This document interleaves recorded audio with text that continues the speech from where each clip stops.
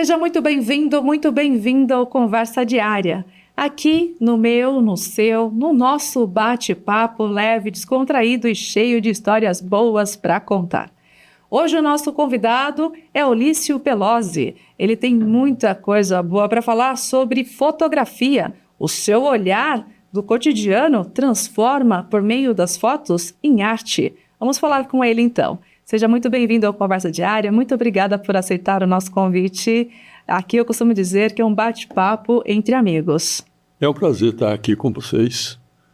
Estou à disposição para responder as suas perguntas. Perfeito. Então vamos começar falando um pouquinho de como começou esse olhar com a fotografia. Só que antes, já nos bastidores, estava me falando que começou com os desenhos. Eu gostaria de entender um pouquinho sobre a sua infância, a sua história com a arte e até chegar na fotografia.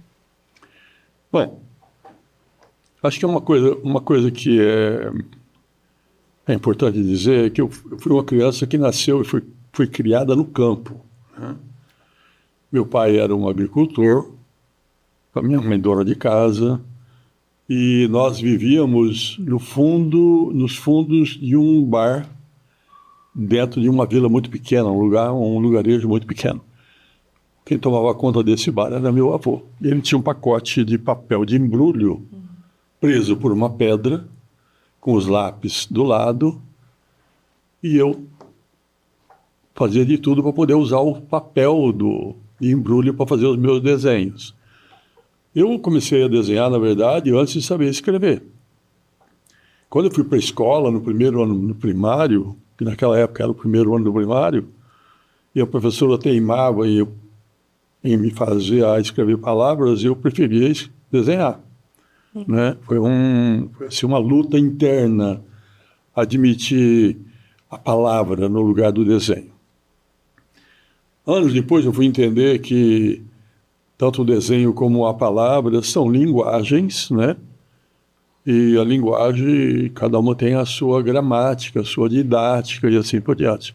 Eu tive que aprender a escrever. O desenho estava no cérebro, estava no pensamento. Eu, com certeza, naquela idade, eu não conseguiria representar uma cena no desenho. Levei anos para isso. Não teve nenhuma influência, era seu mesmo. Na verdade, era uma interpretação que eu fazia, né, do ambiente, das pessoas, os animais, enfim, a natureza, desenhando em papel. Aí eu posso dar um corte, né? Quer dizer, eu gostei da escola, depois eu comecei a gostar da escola e me saí bem sempre. Acabei fazendo uma graduação, quer dizer, eu saí de Paraguaçu Paulista, onde eu morava, e eu vim para Bauru para fazer uma graduação num curso na época chamado Desenho e Plástica, que depois se transformaria em Desenho Industrial. Nessa graduação, eu tive muitas disciplinas práticas que, na verdade, definiram o que eu gostaria de fazer no futuro. Eu nunca quis sair dessa forma de manifestação, que era o desenho, mas com 15 anos, no meio do caminho, eu ganhei uma câmera fotográfica. Era filme, o filme era difícil de achar, de comprar.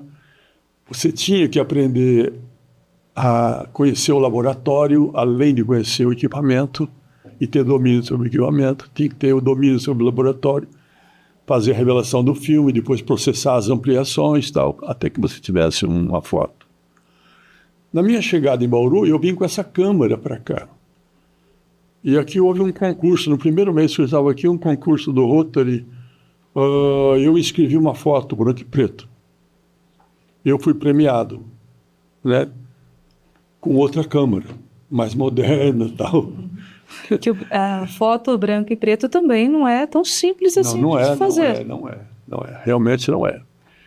Mas aí eu estava desenhando muito, continuava desenhando sempre na própria universidade, no próprio curso de graduação.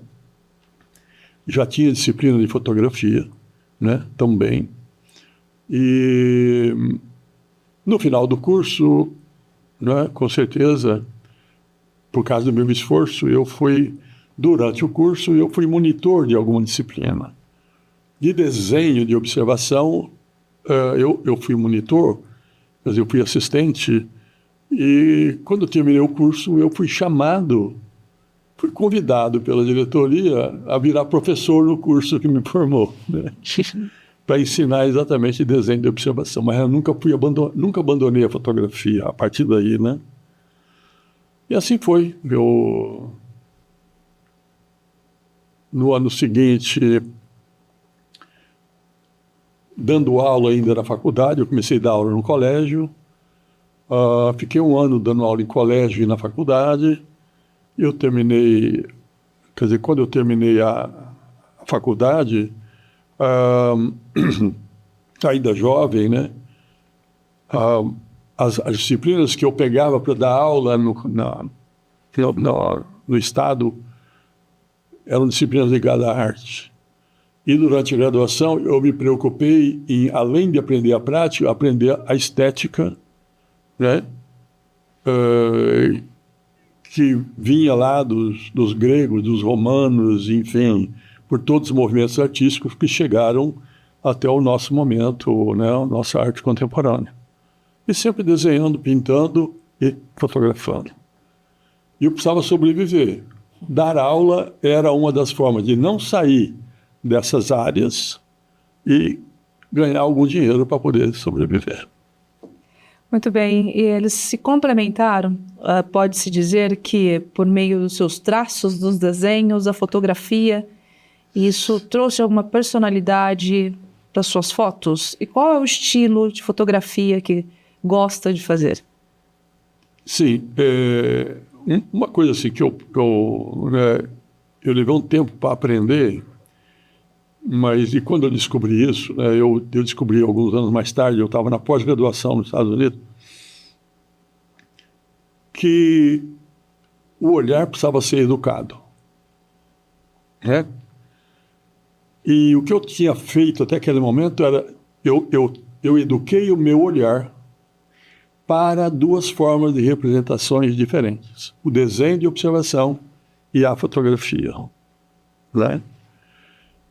E isso é um assunto extremamente interessante, porque muitos fotógrafos começam a fotografar tentando entender o que é a máquina fotográfica. Talvez indo mais longe, ele passa a entender o que é a luz, mas ele não questiona o que ele está vendo, né? Porque se não houver uma educação do olhar, e o olhar é um dos 5 sentidos que temos, né? Você tem o ouvido, tem a audição, o paladar, o olfato, o tato, tudo. Todas essas formas de sentir o seu entorno, você pode aprender. Né? A audição, você vai na escola de música, tem partitura.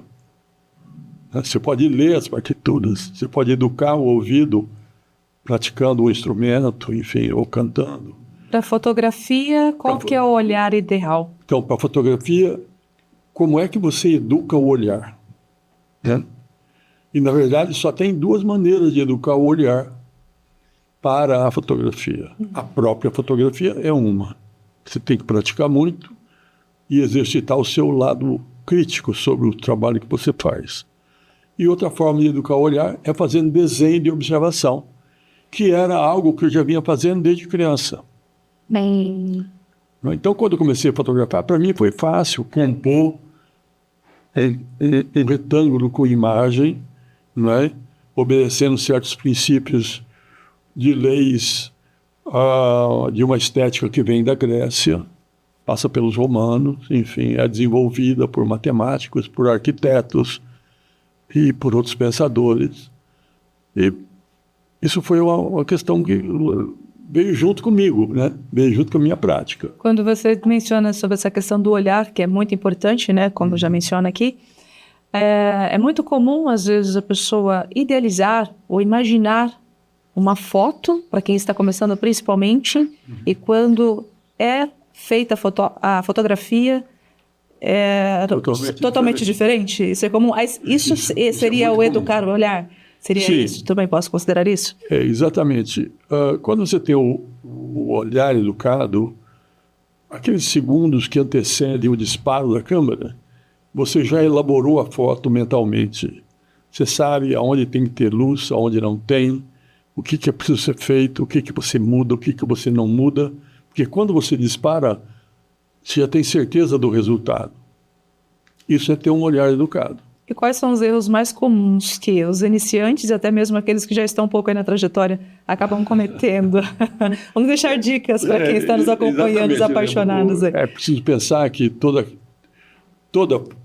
fotografia, assim como todo vídeo, todo cinema, né, toda TV, está contida num retângulo. Eles estão contidos num retângulo. O retângulo tem leis estéticas que regem ele, né? Quem descobriu isso foram os gregos.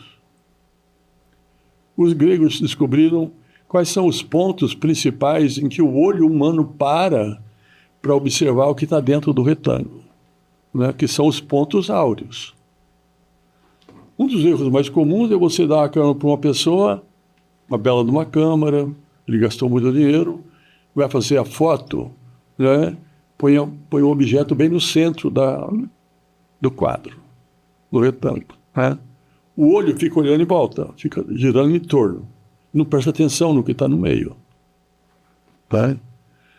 Então, isso é uma das coisas, é um dos erros mais comuns, né? Já estou imaginando aqui, né, a questão da pessoa no centro, enquanto tem todo aquele quadro. E aí, qual seria o cenário ideal? Muito bem. Existe dentro do retângulo a regra dos terços, né? Você divide o retângulo em 3 áreas iguais, são 3 terços, tanto na horizontal como na vertical. O cruzamento dos terços da esquerda, tanto da esquerda e o superior, é o primeiro ponto onde o olho para. Depois ele vai para o segundo, do lado direito em cima, vem para o lado direito embaixo e volta para o esquerdo e sobe. Então, se você faz uma foto de uma pessoa e você sabe enquadrar, se você vai deixar um vazio, deixa ele do lado direito para onde ele está olhando. Você coloca a pessoa no primeiro terço e dá o espaço de visão para ele, né? Para quem está sendo fotografado. Isso é uma coisa ideal. Você pode fazer isso do outro lado também, fazer o inverso, né?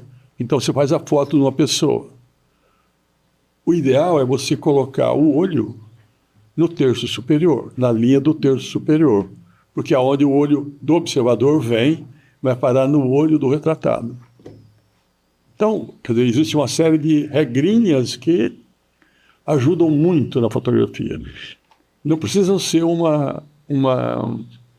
é uma coisa definitiva, marcada, marcante, né? Mas ajuda muito.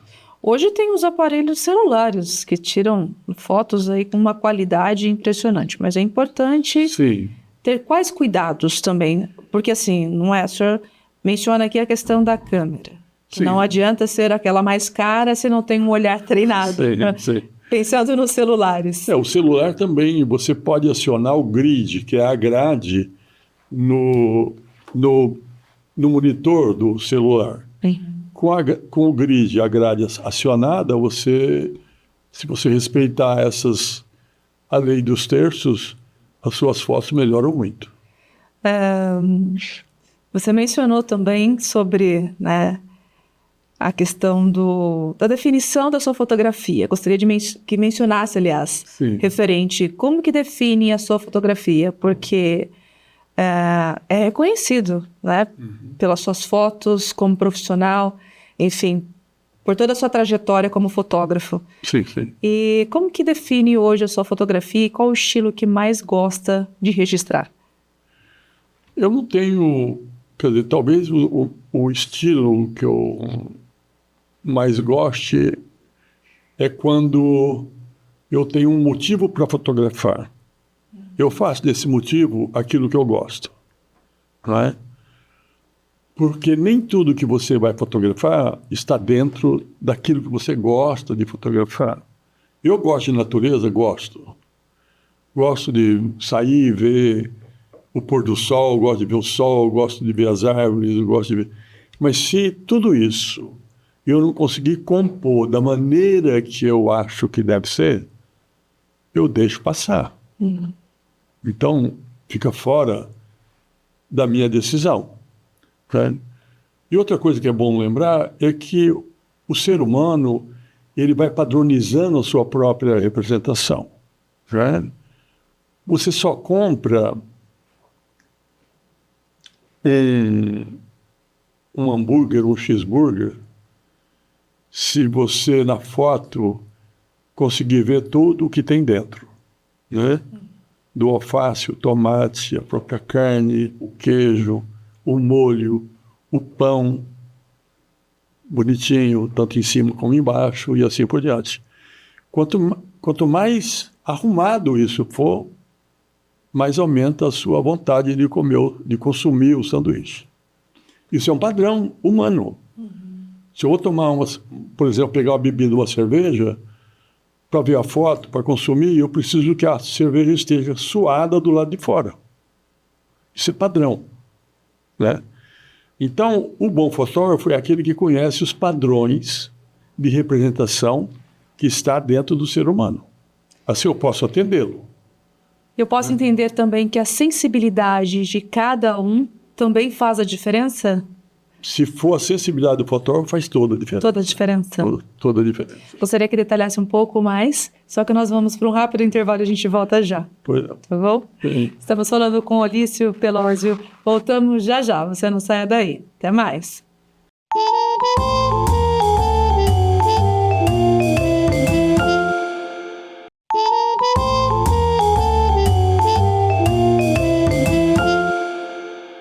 Voltamos com conversa diária, falando com o fotógrafo Olício Pelósio. Antes do nosso intervalo, até perguntei sobre a questão da sensibilidade do fotógrafo e a importância também para que consiga fazer um bom registro. Eu gostaria que comentasse para nós.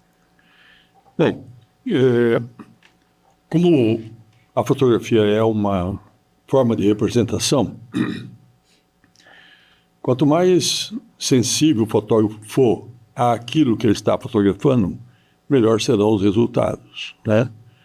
Sensibilidade não é um tema fácil na cabeça da maioria dos fotógrafos, né? Porque a fotografia, com todo o seu automatismo atual, e com o seu resultado rápido, ela elimina muitas fases que são importantes na fotografia, né? Na produção da fotografia, na feitura da fotografia. Então, eu sempre fotografo com algumas coisas na cabeça. Quando eu começo a fotografar, eu sei exatamente o que eu estou fotografando e para que aquilo serve, né?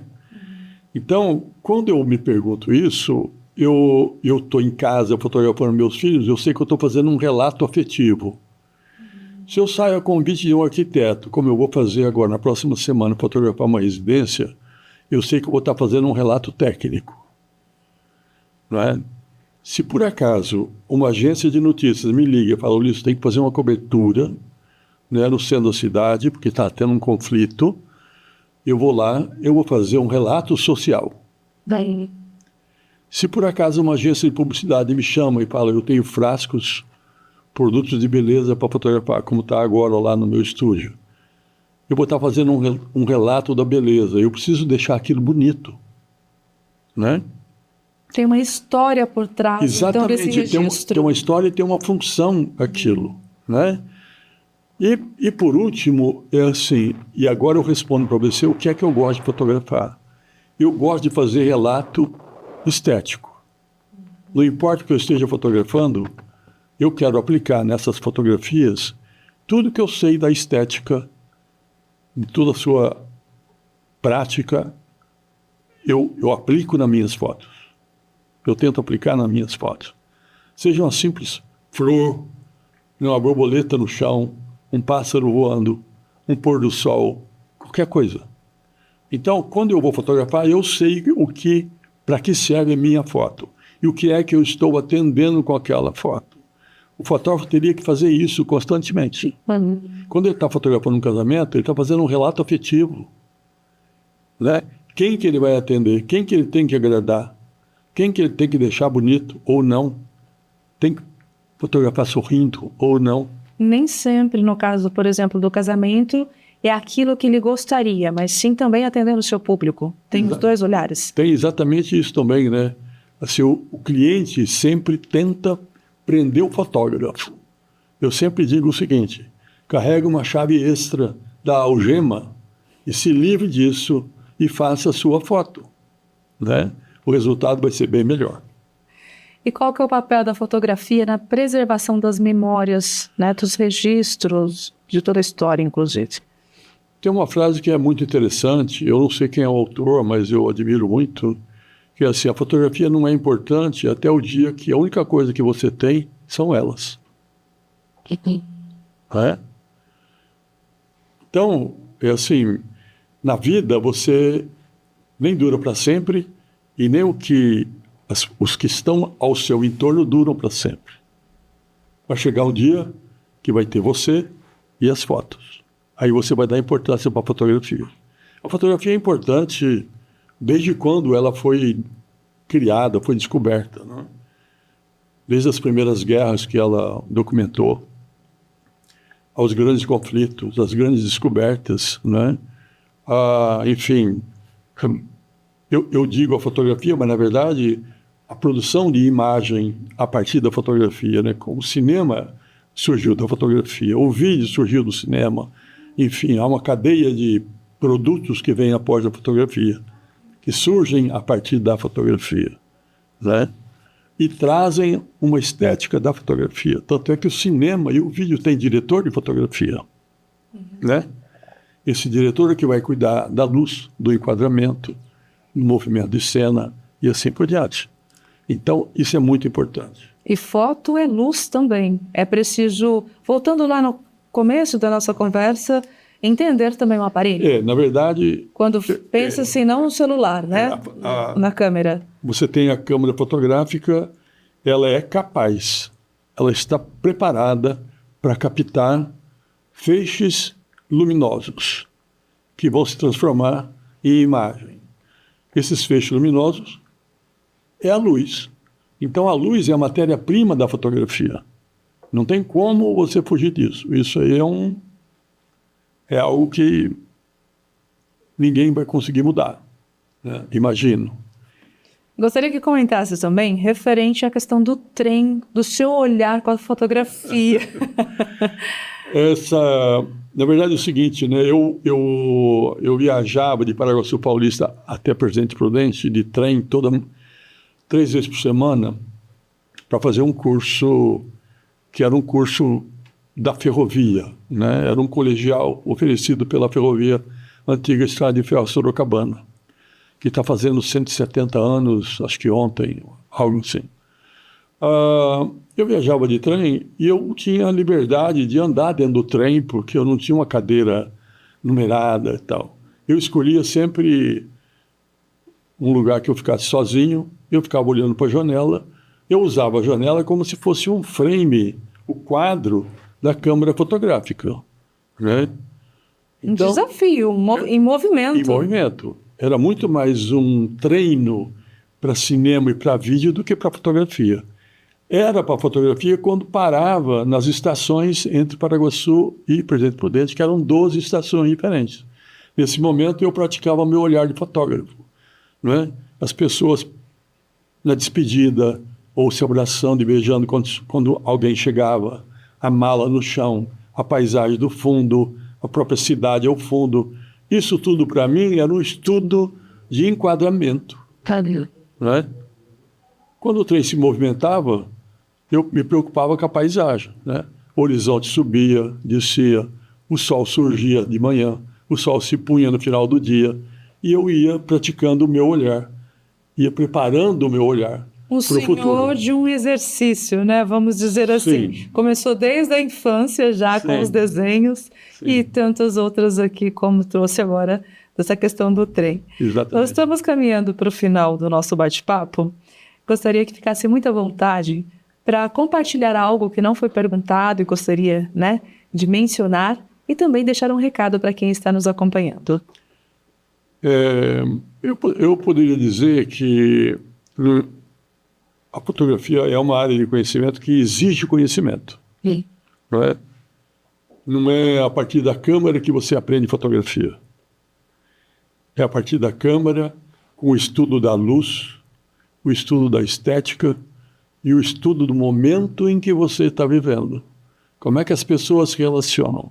Como é que elas cuidam do ambiente? Como é que elas sobrevivem? Não é?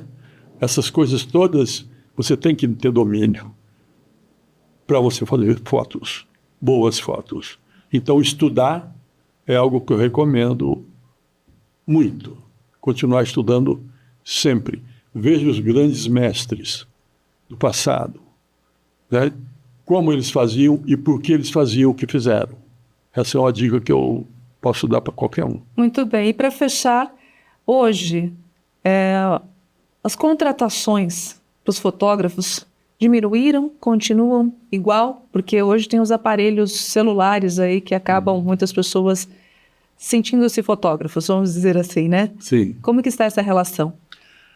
Eu tive dois momentos assim que eu pensei e vi muitos colegas pararem de fotografar. Um foi a passagem do analógico para o digital em 2005, de 2003 a 2005. Muitos ficaram pelo caminho. A partir de 2003, eu tive que começar a estudar o que seria a foto digital e me preparar para ela, né? A introdução do celular com câmera fotográfica também foi outro desafio. Eu uso muito a câmera do meu celular, mas como se fosse a minha câmera normal de fotografia profissional que eu tenho, né? Eu aplico também no celular todo o conhecimento que eu adquiri para fazer foto como profissional. Então, o celular é um desafio. Todo mundo fotografa. Na verdade, todo mundo produz imagens. Poucos fotografam. Porque fotografar é você aplicar na imagem o seu olhar. E o seu olhar, ele é cultural. Né? O ver é físico. É uma resposta a um raio luminoso. Mas o olhar é você usar o ver para te satisfazer esteticamente. Muito bom. Olha, muito obrigada pelas suas contribuições, né, por aceitar o nosso convite aqui no Conversa Diária. Fique à vontade também para retornar em outros momentos. Obrigada, desejo tudo de melhor. Eu que agradeço a oportunidade. Quando quiserem continuar a conversa, eu estou à disposição. Excelente, perfeito. Então, nós conversamos com o renomado fotógrafo Olício Pelosi. Para mim foi uma satisfação esse bate-papo, espero que para você também.